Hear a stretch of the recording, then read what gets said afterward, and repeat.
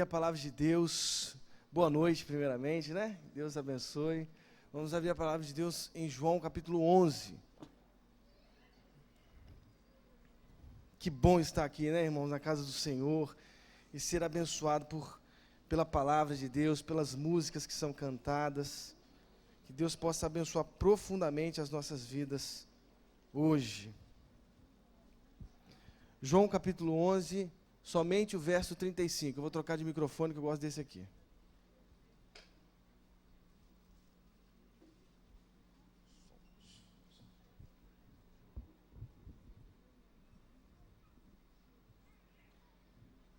Evangelho de João, capítulo 11, verso 35.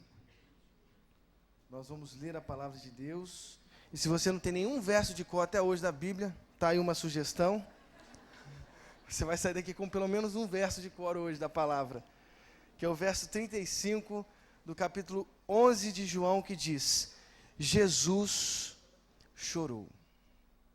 Amém? Vamos orar? Deus, fale conosco nessa noite. Nós queremos ser abençoados por Ti, abençoados pela Tua palavra, como já fomos abençoados pelas canções que foram cantadas aqui, por tantas coisas que estão acontecendo em nossa igreja. Deus, fale conosco, Deus, em nome de Jesus. Amém. Jesus chorou. Jesus chorou. Considera esse verso tão singelo e tão pequeno como a radicalização da teologia da encarnação. Jesus se fez gente por nós.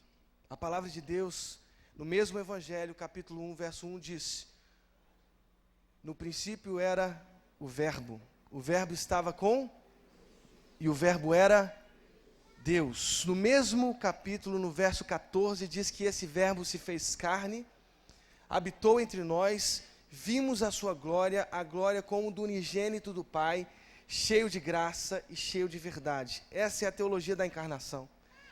Um Deus que se faz gente para se aproximar da gente, para dizer palavras que estão próximas da gente, para nos amar. Deus se fez próximo de nós através do seu Filho, que deixou toda a sua glória para ficar com a gente, para viver com a gente. Essa é a profunda teologia da encarnação, e se eu compreendo essa teologia, se eu aceito essa teologia, e é óbvio que eu aceito, e vocês também aceitam, nós precisamos considerar o verso 35 do capítulo 11, a radicalização da mesma. Nesse verso eu vejo a imagem de um carpinteiro Messias que se uniu totalmente à dor humana. Em minha opinião, nem mesmo as cristologias preservadas em Filipenses e Colossenses conseguem captar tão sabiamente a teologia da encarnação como o verso 35 de João. O que eu estou dizendo é que nem mesmo os versos esvaziou a si mesmo, que está lá em Filipenses, ou porque nele habitam corporalmente toda a plenitude da divindade que está na carta aos Colossenses, captaram tão bem como o verso 35, essa teologia de um Deus que se fez gente. Porque nesse verso eu vejo um servo sofredor que escolheu corajosamente viver entre os excluídos. Um Deus que se fez tão gente que foi capaz de penetrar na dor humana e chorar. Jesus chorou. Para Barth, um profundo teólogo da nossa tradição, não existe nenhum empreendimento que seja humano bem-sucedido. Para ele, todos os empreendimentos humanos são falíveis. Não há caminhos do homem para Deus. Não há pontes do homem para Deus. Nada disso. O caminho que existe é de um Deus profundamente amoroso e que através do seu Filho lançou-se a si mesmo na terra, na vida, no mundo, para viver conosco, para sofrer conosco, para chorar conosco. Por isso ele seria capaz de dizer no seu maior sermão: bem-aventurados são os que choram, porque eles serão consolados. Na encarnação, Deus se encontra por intermédio de Jesus Cristo com a fragilidade do ser humano. com toda a nossa fragilidade, com toda a nossa limitação, Deus, através do seu Filho, diz sim e nos atinge completamente na nossa fraqueza, na nossa humanidade, na nossa limitação. E se entendo essa encarnação como sim de Deus, eu percebo no verso 35 desse capítulo, um sim embebido de lágrimas. Um sim profundo de quem sentiu e experimentou a dor humana em todas as suas profundidades. Deus, através do seu Filho, chorou. Chorou porque mergulhou na dor humana. Chorou porque se sujou às poeiras humanas. Chorou porque viu o seu próprio amigo falecido. O bom pastor, em meio ao caos da vida, solidarizou-se com a família de Lázaro. Chorou porque estava corporalmente e emocionalmente envolvido com o luto de duas irmãs queridas e amadas por Jesus, Maria e Marta. Olha o que diz o verso 5, gente, do mesmo capítulo. Verso 5 do capítulo 11 de João. Jesus amava Marta e a irmã dela e Lázaro. Jesus amava profundamente essa família de Betânia. E amava tão profundamente que se misturou, que se solidarizou-se completamente com a dor dessa família que acabara de ter perdido o seu único irmão, Lázaro. Hoje o tema é: ser pastor é chorar. Todos nós somos chamados a esse desafio tão grande que é o pastoreio. Cuidar de vidas.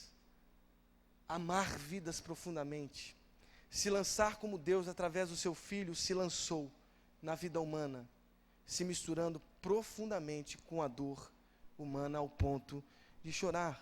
O que é ser pastor na ótica desse tão singelo verso? Primeiro, é se envolver integralmente com as pessoas com as quais nos relacionamos. Anote isso aí.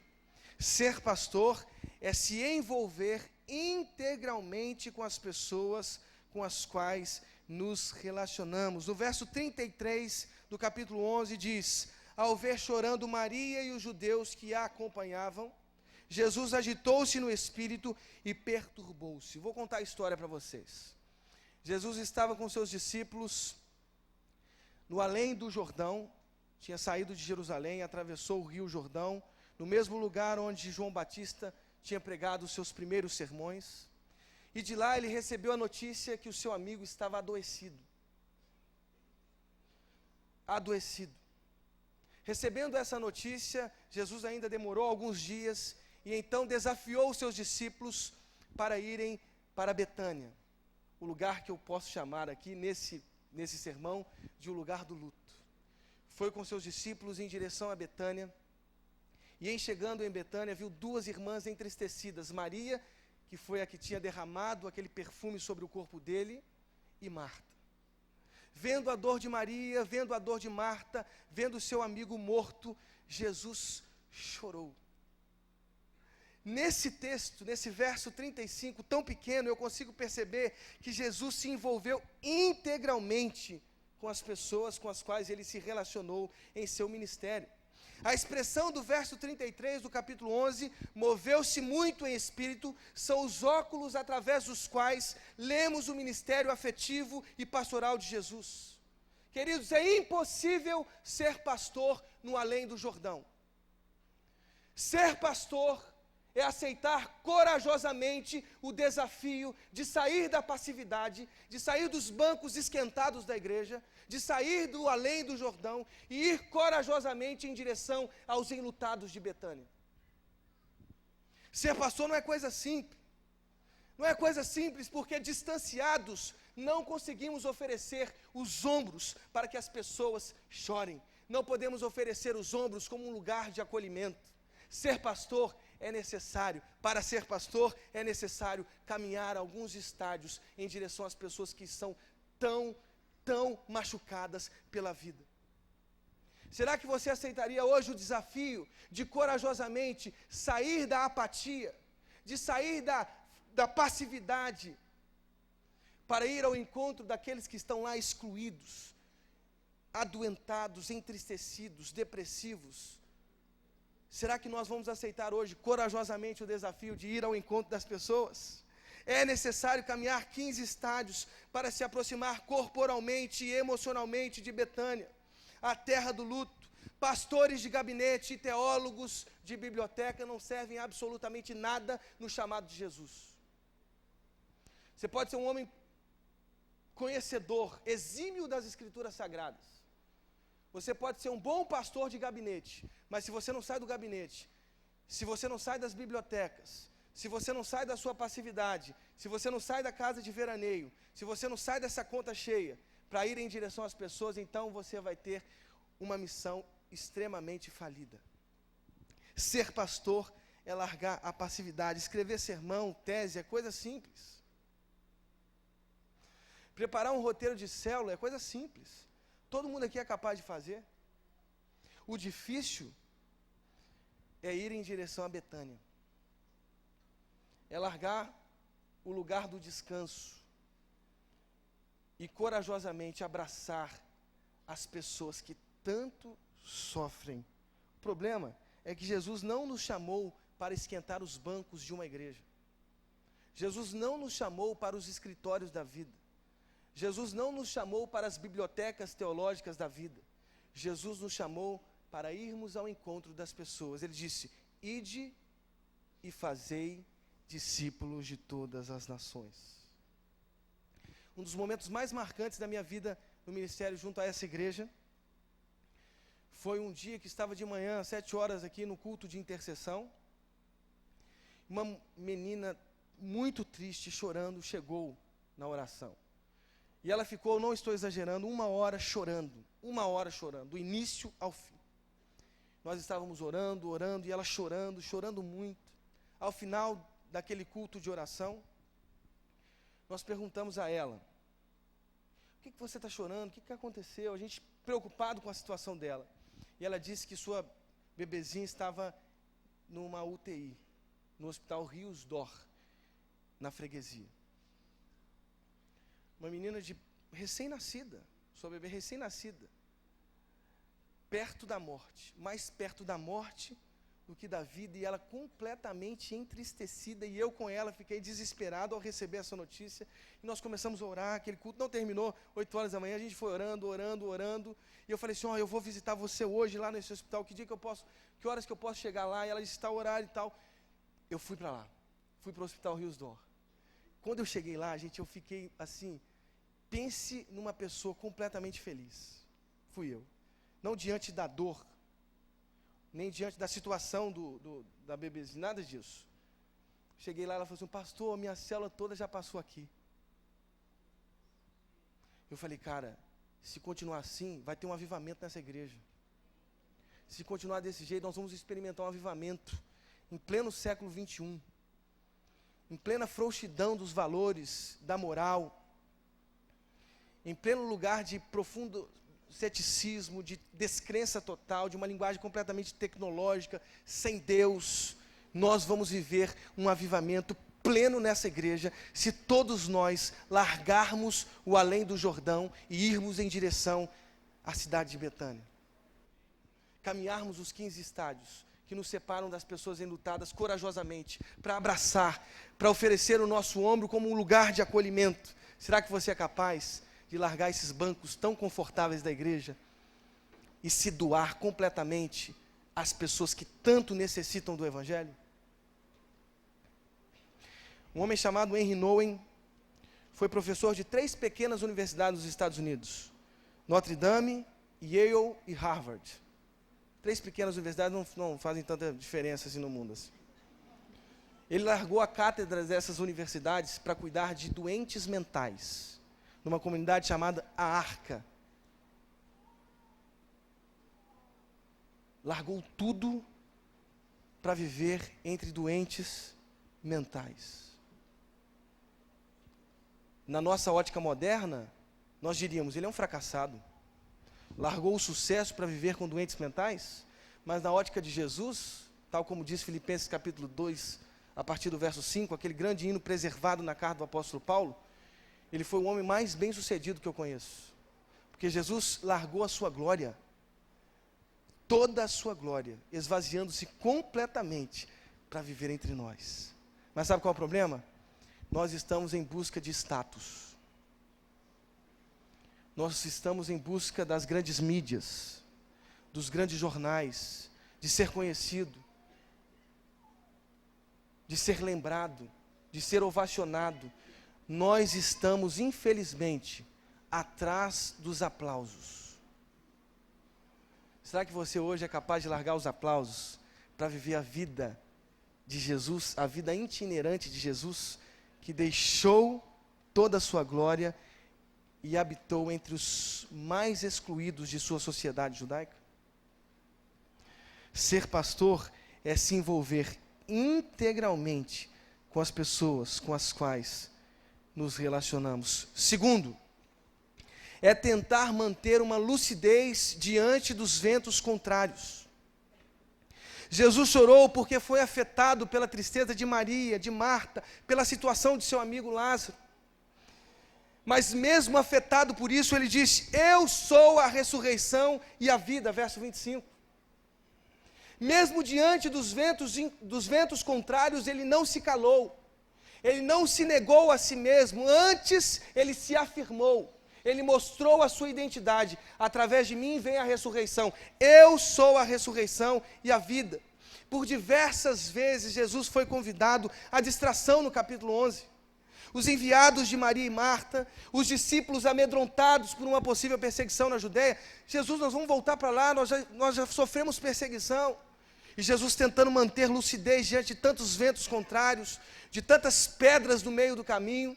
E ele: não, nós vamos lá, nós vamos seguir em frente, essa é a nossa missão, vamos lá, vamos para Betânia. O espaço de 4 dias da morte de Lázaro, quebrando qualquer possibilidade de mitos que existiam na época. As reclamações de Maria e Marta: Jesus, se o Senhor estivesse aqui alguns dias atrás, o meu irmão não estaria morto. A sua própria questão emocional, porque Jesus era amigo de Lázaro, e ele sofria diante desse quadro tão depressivo em Betânia, e a pedra que tampava a caverna. Obstáculos claros do capítulo 11, que mostram que mesmo diante dos ventos contrários, Jesus afirmou a sua identidade: eu sou a ressurreição e a vida. Não é simples ser pastor, gente. Não é fácil, não. Aqueles que pensam que ministério é um mar de rosas, enganam-se. Nós lidamos diariamente com questões que fogem ao nosso conhecimento, à nossa capacidade, à nossa formação. É difícil, por exemplo, uma situação que eu passei alguns anos atrás nessa igreja. Tive que fazer o enterro de uma criança de 4 anos, com a mãe no caixão, pedindo para tirar a última foto com o filho. É simples viver essa situação? É confortável viver essa situação? Não. Mas ser pastor é se misturar à dor humana. Ser pastor é abraçar uma mãe que está completamente desamparada, que está sem fundamentos existenciais, que está jogada num vazio completo, sem soluções, sem esperança, sem uma luz no fim do túnel. Ser pastor é ir ao encontro dessas pessoas, mas para se ter lucidez, é necessário reconhecer limites. Não podemos executar a missão de Cristo sozinhos. Jesus não executou a sua missão, não viveu o seu ministério sozinho, não. Ele estava junto com o Pai. No verso 30 do capítulo 10 diz: eu e o Pai somos numa completa unidade com o Pai. E mesmo sendo tão um com o Pai, convidou para perto de si 12 discípulos, as mulheres que sustentaram o ministério de Jesus, outros que não eram contados entre os 12, mas Jesus chamou uma galera muito forte, de maneira que em Atos 1, já eram 120 formados na escola de Jesus. Jesus não trabalhou sozinho. Nenhum pastor aqui, todos vocês são pastores, em nome de Jesus, recebam aí esse ministério abençoado. Nenhum de vocês é capaz de viver o ministério pastoral sozinho. Mas graças a Deus que quando Jesus pensou a igreja, quando Deus pensou a igreja, Ele disse muito bem através do apóstolo Paulo, que nós somos um corpo. Somos iguais. Temos funções diferentes, mas somos iguais. Como é bom ser membro com você do mesmo corpo. Como é bom saber que a equipe pastoral de tempo integral dessa igreja pode contar com tantos líderes de célula que suam suas camisas em prol dos próximos. Como é bom saber que a gente pode contar com tanta gente boa que toca, que canta e que recebe pessoas e que lidera uma célula e que trabalha com o ministério infantil. Querido, se eu fosse um ministério infantil, um dia eu morreria de uma síncope. Eu já contei essa experiência, eu dei aula no ensino médio uma vez, para alunos de 12 a 16 anos. Eu queria, no último dia, levar um fuzil.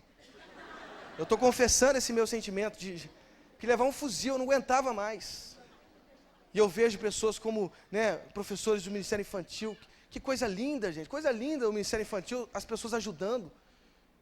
Se eu fosse lá no Ministério Infantil, eu já ia fazer um culto de exorcismo e libertação, no primeiro dia. Estou brincando, viu, Gê? Não é assim que eu penso dos seus filhos são abençoados, mas são difíceis, não é verdade? E eu não posso estar lá agora, eu tenho que estar aqui pregando, eles têm que estar tocando. E como é bom saber que está todo mundo aqui trabalhando no mesmo corpo, e que nós podemos cuidar sim desse mundo, se todo mundo ajudar. A nossa missão aqui é ganhar o Rio de Janeiro inteiro para Jesus, e nós vamos chegar lá. Mas para isso nós temos que nos unir, mas como Jesus era unido ao Pai. Porque sozinhos não dá para levar o ministério. E outra coisa, para se ter lucidez diante dos ventos contrários, é necessário ser cuidado. Nós precisamos ser cuidados, gente. Fazendo uma análise rápida da nossa igreja hoje atual, não a igreja aqui, Central da Barra, mas a igreja como um todo, eu vejo que hoje há muito moralismo nos púlpitos. Não é uma moral cristã que é pregada, é um moralismo exacerbado. E por quê? Pastores que não foram cuidados estão cuidando. E aí pregam nos púlpitos criando um ser ideal que nunca existiu. Que ser ideal é esse que nós estamos montando? Quem consegue aqui chegar à perfeição? O máximo que chegaremos é uma profunda culpa por não termos chegado lá. Queridos, o chamado sede santos, pois eu sou santo, não é um convite à hipocrisia, nada disso.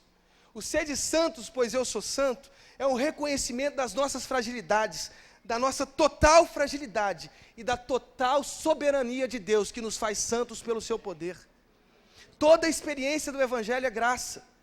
Somos completamente fracos, caídos, e se não for Deus, continuaremos caídos, mas se for com Deus, nós nos levantaremos agora, porque se o cair é do homem, o levantar é de Deus. Os nossos púlpitos estão moralistas porque os pastores não emprestaram os seus ouvidos para ouvir. E aí eles criaram um ser ideal que eles pensam ser e que acham que as pessoas podem ser e nunca serão. Convençam-se de uma vez por todas. Nós somos fracos, frágeis e precisamos de Deus. Quantas pessoas doentes, quantas pessoas culpadas, porque não entenderam a graça gloriosa, para usar aqui uma expressão de Bonhoeffer, de Jesus Cristo no seu livro Discipulado. É a graça que nos salva, é a graça que nos convida à vida, é a graça que nos alimenta. Ser pastor é não se esconder atrás de teologias falsas. Verso 35, Jesus chorou.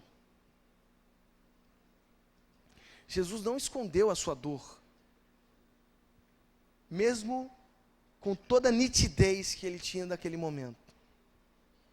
Mesmo sabendo que nele habitava corporalmente toda a plenitude da divindade, e que ele era a ressurreição e a vida, ainda assim ele chorou. Ele não escondeu a sua dor. Em Lucas 19, 41, 44, do verso 41 ao verso 44, quando Jesus vê a cidade de Jerusalém e percebe nitidamente a destruição da mesma, diz o texto, que ele chorou. Tal como João 11, ele não escondeu sua dor diante de Jerusalém.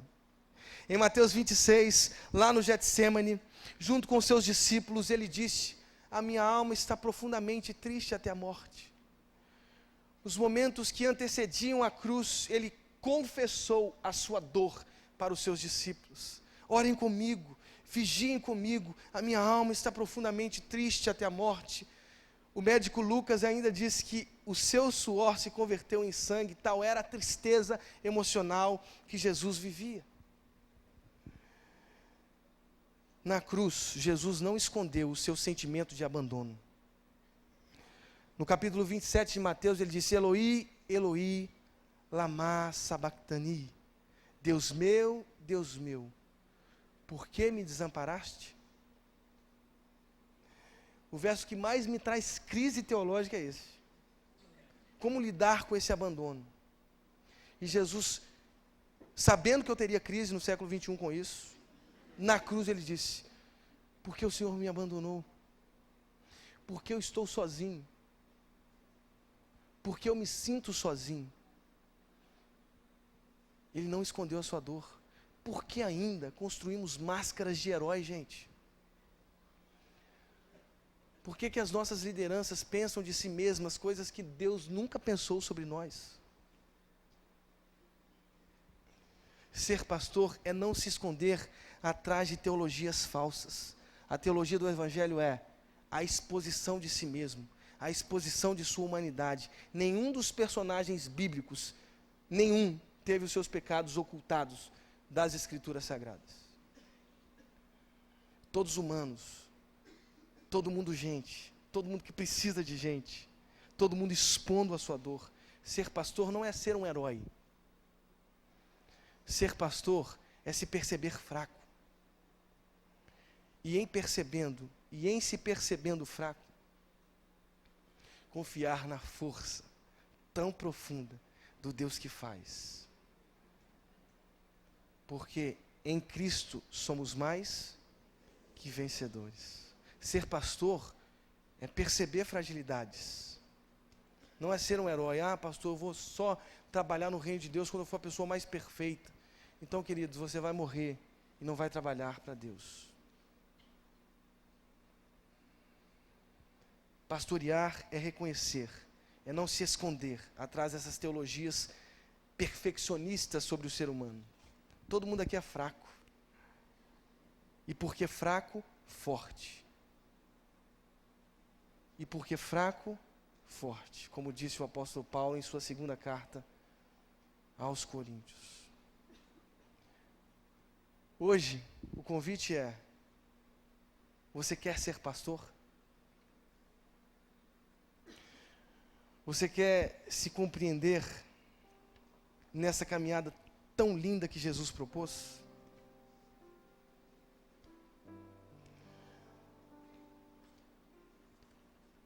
Será que nós reconheceremos as nossas fraquezas? Será que nós nos envolveremos integralmente com as pessoas com as quais nos relacionamos? Eu queria terminar esse sermão contando a história de um homem chamado Spafford, um presbiteriano convertido a Cristo através do evangelista Moody. Ele era um advogado muito bem sucedido, muito rico financeiramente. Tinha um gosto incrível pela música, pelas escrituras sagradas. Era um piedoso advogado. E ele gostava muito das pregações, das campanhas de evangelização de Moody. E ele morava em Chicago e ele combinou com sua família: vamos para a Inglaterra. Antes de ir, ele soube que teve um problema financeiro que ele teve que resolver em seus negócios. E ele enviou sua esposa com as suas 4 filhas para a Inglaterra. Nessa viagem, em 1873, no dia 22 de novembro, o barco afundou. O navio sofreu um naufrágio terrível.